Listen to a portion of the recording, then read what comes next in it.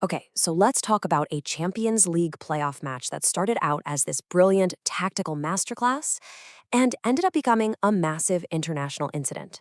This is the story of Benfica versus Real Madrid, and yeah, the match that literally just stopped. Picture this. It's the 50th minute. You get a moment of absolute magic from one of the best players on the planet. But then, what happens right after has nothing to do with football at all. So what on earth could be big enough to stop a high-stakes Champions League game for 10 whole minutes? The whole thing just unfolds in a matter of seconds. An amazing goal, a big celebration, and then boom. An allegation that just sucks the air out of the stadium and shifts the focus from the game to the really ugly issue of racism, which has been a dark cloud over the sport for way too long. Right, so let's get into it. Everything changed on February 17th, 2026. You had a packed house, a huge global audience, and a game that was suddenly brought to its knees. So here are the key facts. Right after scoring what should have been the goal of the night, Real Madrid's superstar Vinícius Jr. sprints over to the referee.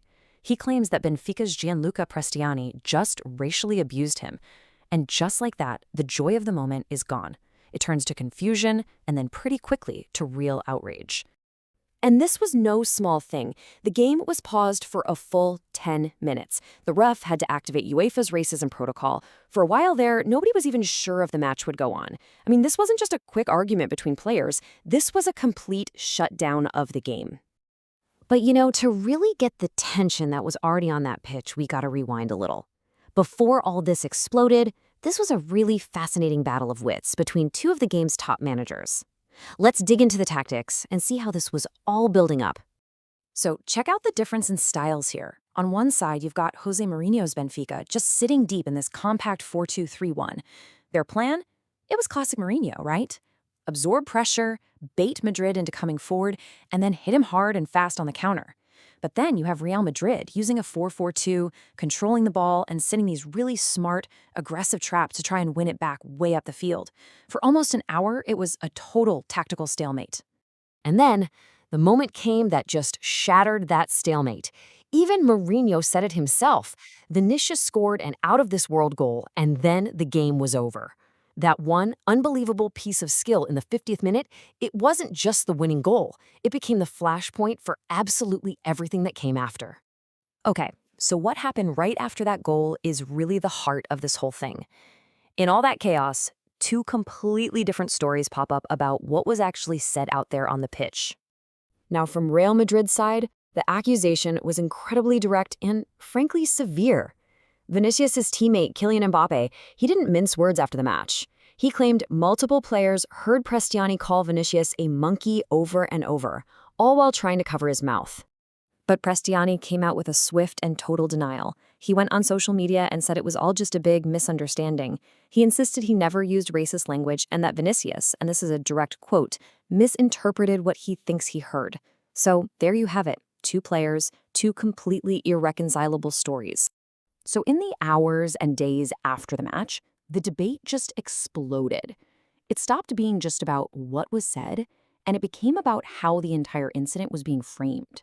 Two really powerful, opposing narratives started to take shape. The first narrative really came from Benfica's coach, José Mourinho. He kind of shifted the focus. He steered it away from the alleged abuse and put it on Vinícius' celebration, asking why he would celebrate in a way that, could be seen as provocative. And that line, "it always happens with the same one," a lot of people took that as a form of victim blaming. And then you have the counter-narrative, which was put really powerfully by CBS Sports host Kate Scott. She basically said, look, this isn't about Real Madrid versus Benfica anymore. This is about right versus wrong. She called Mourinho's comments a damaging narrative because, in her view, he was suggesting that Vinícius was asking for it.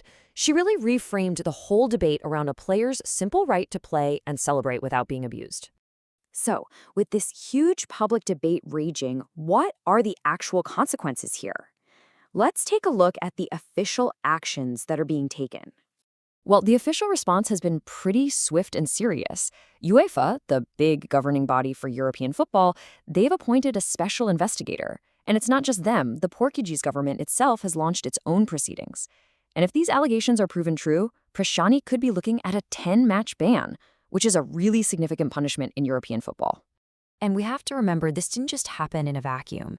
For Vinícius Jr., this is sadly just the latest and maybe the most high-profile incident in a long and very public fight he's been waging against racism in stadiums all over Europe.